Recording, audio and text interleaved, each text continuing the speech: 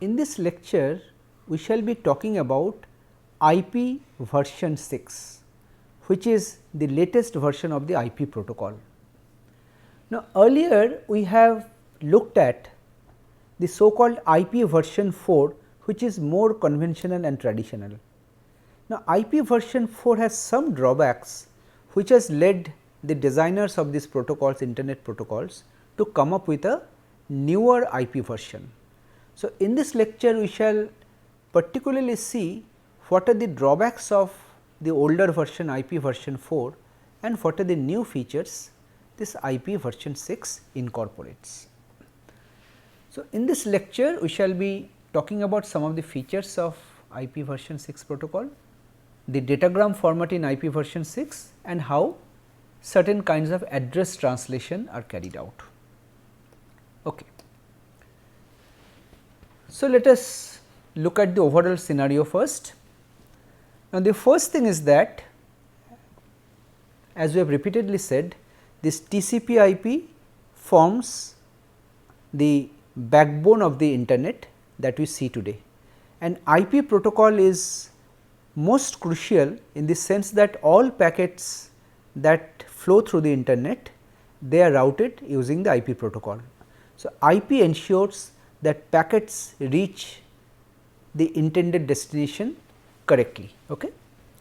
Now, as I had mentioned, this IP version 4 is more widely used today, but there are a certain number of drawbacks in this protocol.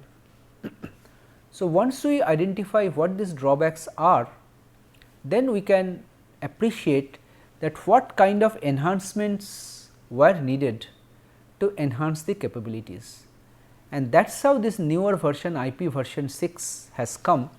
This is also sometimes known as IP next generation, IP-NG.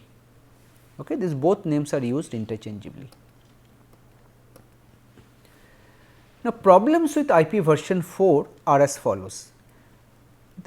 The first and most important problem is that we are using 32-bit IP addresses. 2 to the power 32 is how much? Close to 4 billion.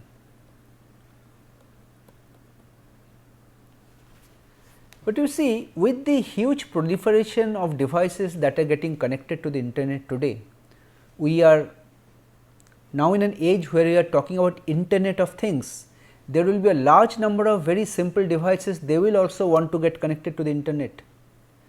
So, how come we give unique IP addresses to everybody? This 4 billion is a rather small number by today's scenario. Okay? So, this cannot satisfy or support the kind of internet growth that is being projected, right. This is one. Secondly, there are many applications. You see, there are numerous streaming applications today, streaming audio, streaming video, streaming news and so on and so forth.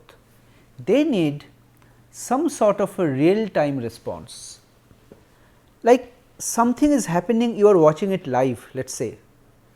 Now, you will not like if there is a 10-second pause in between and then the video again starts to play. That is not acceptable in terms of the quality of service, right. So, there are such applications which are increasing day by day, where you need real time response. Real time response means the delay that you encounter must be within some tolerable limit. Now, what is that tolerable limit? It depends on the application, of course. Okay. So, for this kind of real time response, one requirement is that you should not change route very frequently, because we mentioned that IP uses some kind of dynamic routing and packets may follow different paths at different times. Now, if we consider the packets that correspond to a video stream, the packets are following one path, suddenly the packets start following another path which is a longer path, the delay will increase. Okay. So, that kind of variable delay may not be desirable for such real time applications.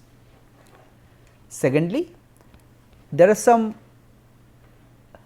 scenarios that are coming up where you need more complex addressing and routing capabilities. Like you recall in IP version 4, you have a 2 level routing, you have a network, you have a host. Of course, within the host you forcibly you used a subnet and introduced a third hierarchy, but that is just within the host address space available to you. But IP version 6 allows more number of levels of addressing, which becomes more flexible, and of course, it will get more complex.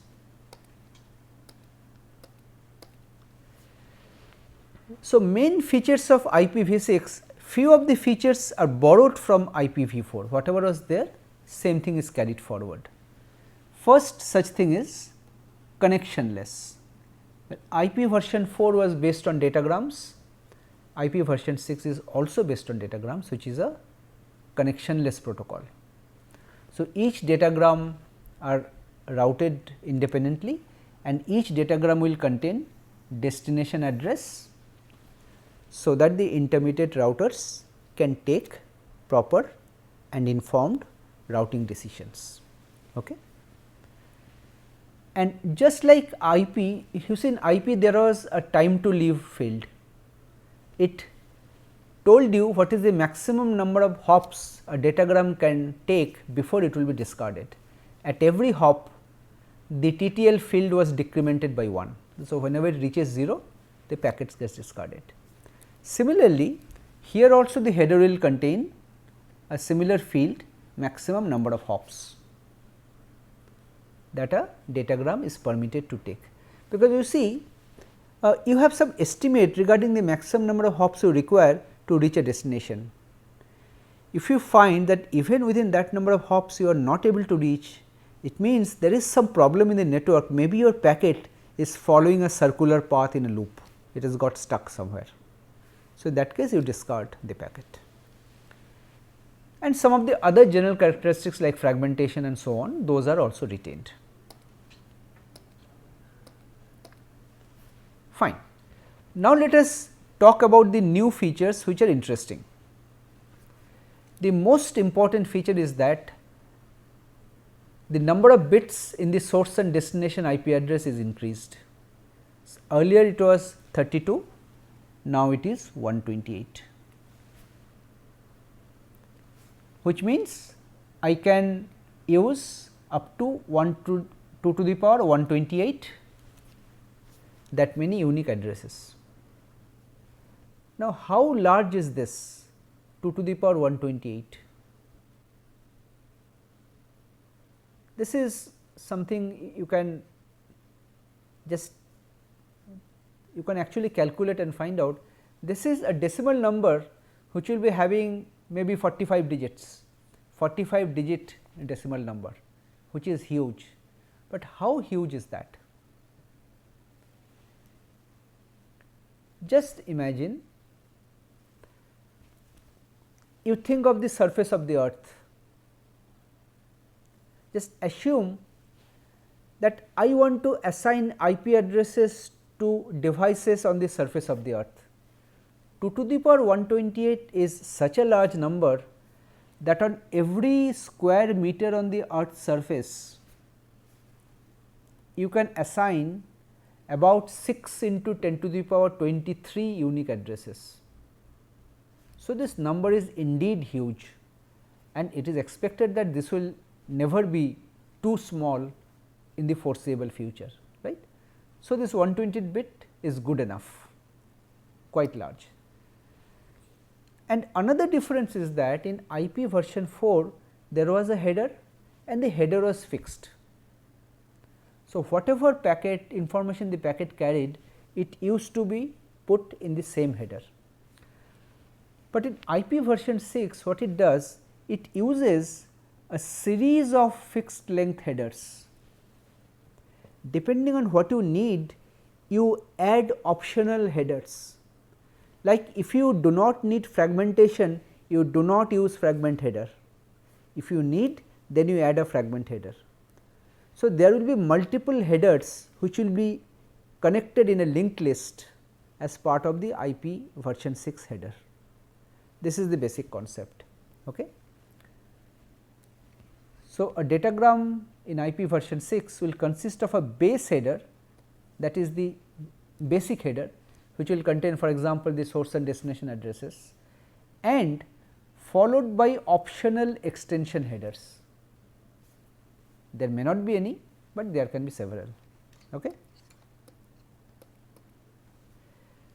There are some additional features also, like as I said, for real time traffic there are some additional features which have been included in IP version 6. Like it is possible for two ends, two hosts to agree on a high quality path. Suppose I am viewing streaming video and I tell that, well, I want a guaranteed bandwidth of 512 kilobits per second. So, they will agree along with the intermediate routers to provide you with a dedicated path, a path through which you will get dedicated 512 kbps of bandwidth, so that you can receive the streaming media without any disruption, right. And all datagrams will follow this path. So, you see this is a slight deviation from the connectionless approach that IP version 6 also supports. For real time traffic, you have something like a connection oriented concept coming in. Okay. So, it is like a hybrid now. It is not a pure datagram approach. Sometimes when you need to have quality of service guarantee for real time applications, you may also specify the path which the datagrams will follow. Okay. And the next thing is that there are some new kinds of addressing which has come up. Like earlier there were addressing like host to host addressing, you are sending to a particular host, or broadcast sent to everybody. But now there is a new addressing mode called anycast addressing which have been introduced. Anycast means there are a set of computers, I am telling you send this message to any one of these. Okay, I do not specify which one, but any one of these. So, if it reaches any one of these, I am happy. This is referred to as anycast address. Okay. And also this provides for dynamic assignments of IP address, it can change over time, these facilities are there. So, IP datagram format, as I said, there can be multiple extension headers. The general picture is like this. It starts with a base header which is 40 bytes in size, but there can be multiple extension headers. The size of the extension headers can be different, and at the end you have the data. Because typically let us say TCP is running on top and below you have this IP version 6 running, IPv6. So, TCP will be sending you some message for transmission. So, that PDU, protocol data unit, transport layer protocol data unit, that is the message, will be appended with the IP headers whatever they are, and they will be sent as IP packet. Okay. Now, the base header, those 40 bytes will be having a fixed structure like this. You see some of the fields are somewhat similar to means IP version 4, but because of the change size of the addresses, you see source address and destination address are 128 bits long. Well, 128 bits means how many bytes? 16 bytes. You have 16 bytes here, you have 16 bytes here. Version is 4 bits. This is version 6. So, this will contain the number 6, 0, 1, 1, 0. Priority, you can specify a priority in the packet now, which in version 4 is not possible. Higher priority packet will move faster, router will give higher priority to those. Flow level, this is again concerned with flow control, some additional fields or information are there. I am not going into the detail of all of them. Then comes the payload length, which is the size of the total packet. Next header, I said that there will be a base header and there can be a number of extension headers. Okay. Now, there will be a field here which will be pointing to the next header. This will be pointing. So, this will be like a linked list. So, this next header field will contain the information that whether there is an extension header following this or not. If there is, then it will contain what type of extension header, and if it does not contain any more, then it will contain some delimiter indicating that there is no more extension headers.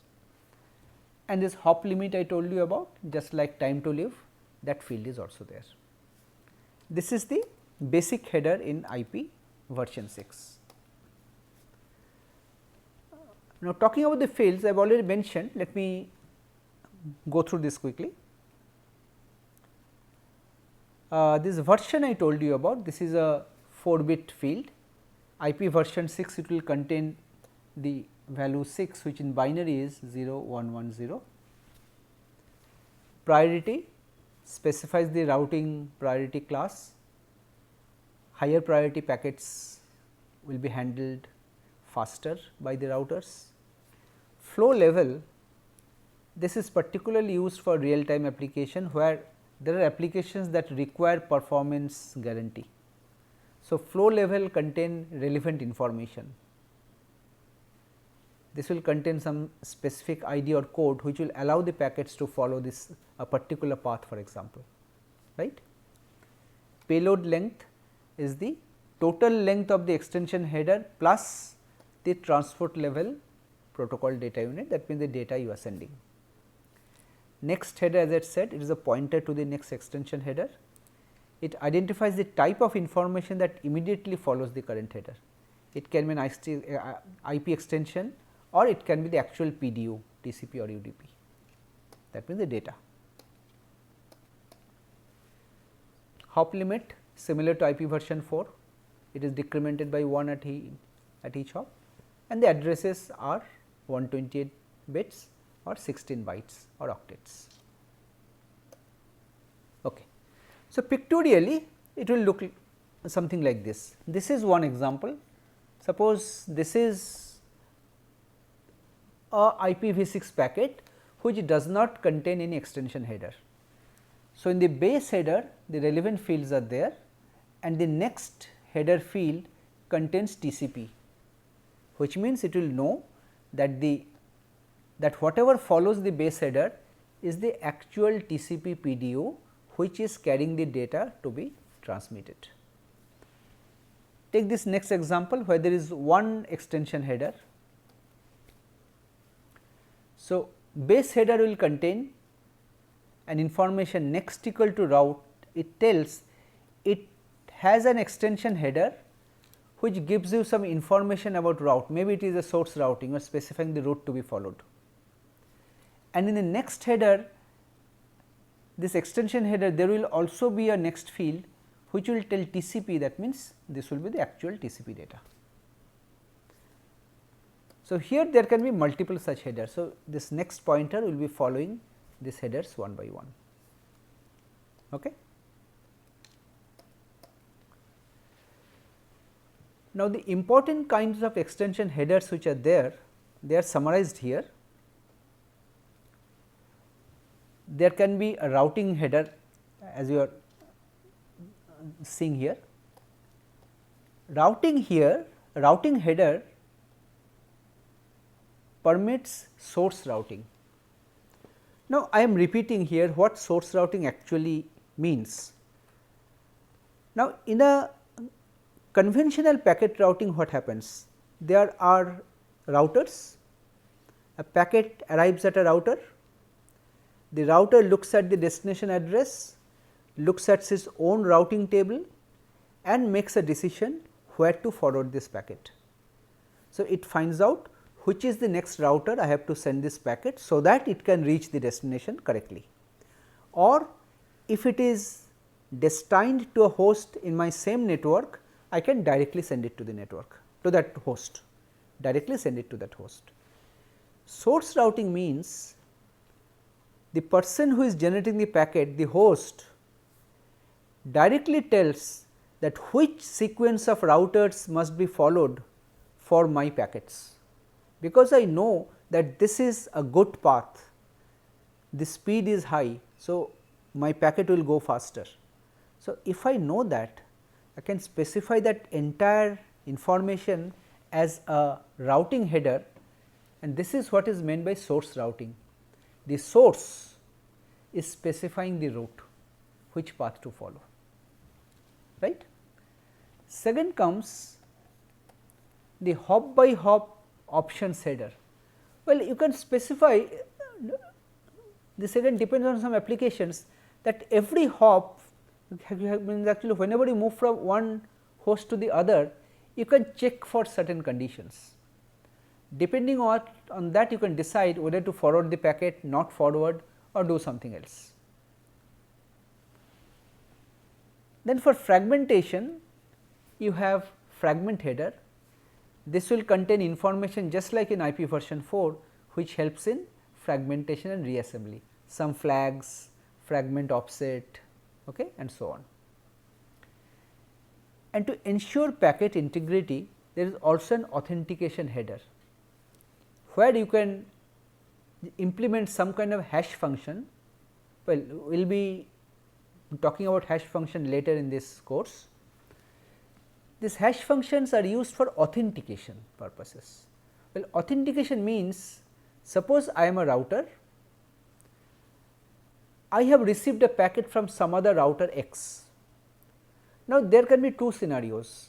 One, the router X is actually sending the packet I am getting is actually coming from X, or it may so happen that some kind of a malicious entity, it can be a hacker or some other node which is trying to send some, you can say, illegal packets to my network, is sending a packet in such a way that the source address is the same as X, but it was not sent by X.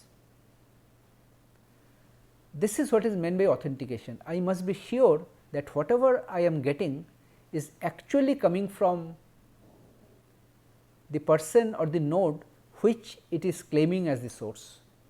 That is authentication, right. And here, as I told, all the extension headers are changed in a linked list using the next header field, which is present in the base header as well as all the extension headers.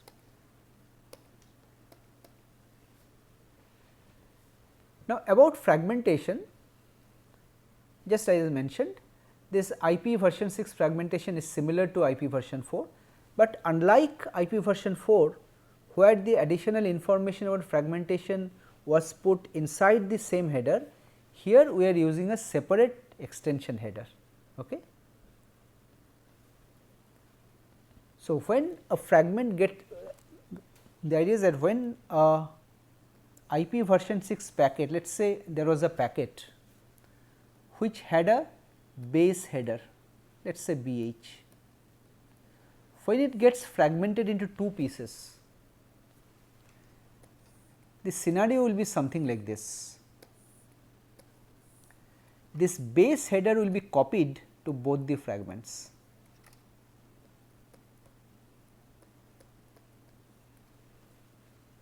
And there will be a fragment header containing relevant information. These are extension header. This will be added to the two fragments, and the data, one part will come here, the next part will come here. This is how fragmented packets will look like.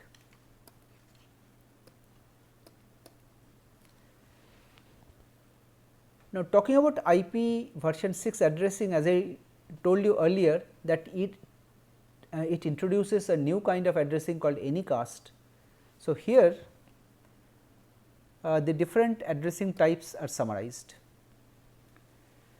Here there is no concept of classes, just like IP version 4, there was class A, B, C, D, E we are defining, but here there is no concept of address class, classless.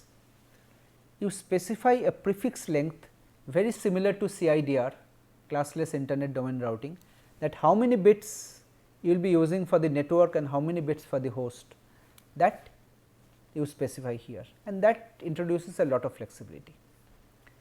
Broadly, 3 classes of addresses are supported. One is a unicast address, which means it is a directed address of a particular node in the internet. That means, you are sending a packet to a particular computer, that is a unicast address. Multicast or broadcast. Multicast means you are sending the packet to all members of a given set. You can say that I am sending a packet to a subnetwork, it should go to all the computers inside that subnetwork, that is a multicast address, right. So, it must be delivered to every member of the set. Set is usually a network or a subnetwork. Then you have this new address Anycast, where it says the packet will be delivered to exactly one of the computers in the set. In multicast it was delivered to everybody, but here it is delivered to exactly one. And now the way these 128-bit addresses are specified. For IP version 4 you use the dotted decimal notation, you recall, but 128 bits is too long. If you use the dotted decimal notation after 8 bits, there would be 16 such numbers separated by dots.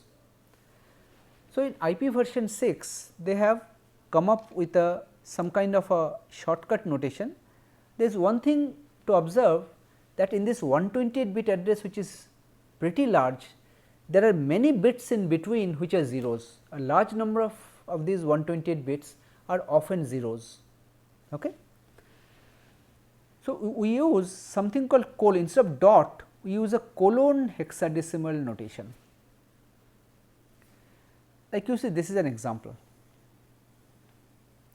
Instead of decimal, we are using hexadecimal. Each digit represents 4 bits. So, 128 divided by 4 is 32. I use 30, I need 32 hexadecimal digits. See 1, 2, 3, 4, 5, 6, 7, 8. 8 into 4 is 38. So, each entity between 2 colons represent 4 hexadecimal digits. Like for example, here I mentioned 3DC. 3DC is not 4, I mentioned only 3, it means there is a 0 before that. Similarly, I had mentioned only 0 here. Only 0 means this is all 0, 16 zeros. 2D means there are 2 hexadecimal zeros before that. So, like this you can specify. So, you can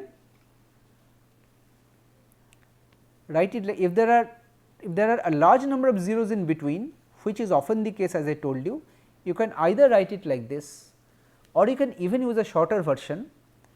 The beginning is non-zero, the ending is non-zero, in between everything is 0. You use 2 colons side by side, it will indicate that everything in between are all zeros. Okay. So, these are some ways to express the IP version 6 address in a compact fashion. Now, talking about the 128-bit address, you see this 128-bit address is typically separated using a number of hierarchies. The last 64 bits here, this specifies something similar to the host address part in IP version 4. It talks about some kind of unique addressing inside the network that you are addressing. Now, it can be this interface ID can also be based on the hardware MAC address if you want to. Typically, hardware MAC address are 48 bits in size and they are unique. You can use that same MAC address here if you want, or if you want, the network administrator can assign sequential numbers 1, 2, 3, 4, 5 like in a normal IP version 4 address numbering. And there are several other hierarchical fields, site level aggregation, next level aggregation, top level aggregation. Now, what this means, it may depend on from means one place to another. like at the top level it may indicate country, for example, that which country the network belongs to. Next level may indicate within that country which internet service provider is providing you the connection. The third level can provide some other hierarchical information, that means within state level or district level some information. So, you can have this kind of hierarchical address definitions which is very flexible. Depending upon your need, you can define these fields, but if you do not want, some of these fields can be left zeros. Okay? And these unicast address always starts with 001. Okay? This is what it looks like. This is just an example I gave for unicast address. Now, you see most of the networks today are IP version 4 networks. Now, we are saying that IP version 6 is required, we should migrate to IP version 6 whenever we can. Now, there are some incompatibilities, the packet sizes, packet formats are all different. So, you can have two this kind of scenarios for compatibility. One is called IP version 4 mapped IP version 6 addresses. This says within a host you install both IPv4 and IPv6 software. So, a host can support both IPv6 and IPv4, and that kind of a host is wanting to communicate with another host which supports only version 4. In that case, what is done? And if the packet which is being produced is a IP version 6 packet with IP version 6 address, then you generate some kind of an IP version 6 address which is formed like this: 80 zeros followed by 16 ones followed by a 32-bit IP version 4 address, because the person you are sending to, that is the IP version 4 network, which means it will have 32-bit IP addresses. So, this 128-bit address that you will have to prepare, the last 32 bits will contain the actual IP address of the destination, IP version 4. Then there will be 16 ones, and in the first part there will be 80 zeros. This is the convention which is followed. So, any address like this will mean that this is an IPv4 mapped IPv6 address, where the last 32 bit is actually representing an IP version 4 address. Okay. Similarly, you can have another option which is called IP version 4 compatible IP version 6 address. Here it is something like this. Suppose there is a network running version 6, there is another network running version 6, but in between there may be routers through which the packets are flowing, they may be version 4 compatible. So, how will these version 6 packets flow in this network? So, here you use something called tunneling. This IPv6 packets which are coming, these are the IPv6 packets. You create an IP version 4 header on top of it and create an IP version 4 packet. Let the IP version 4 packet flow through this network. This we are called tunneling. That means, a version 6 packet is tunneling through the network encapsulated inside a version 4 packet. That is the idea. And here the way we specify the address is that 80 zeros followed by 6, that means 96 zeros followed by the 32-bit IP address. That means, when you are sending this packet to this intermediate router, it is a version 4 network, which means it will be having a 32-bit address, right. So, that address you specify like this: 96 zeros followed by the 32-bit address. Okay.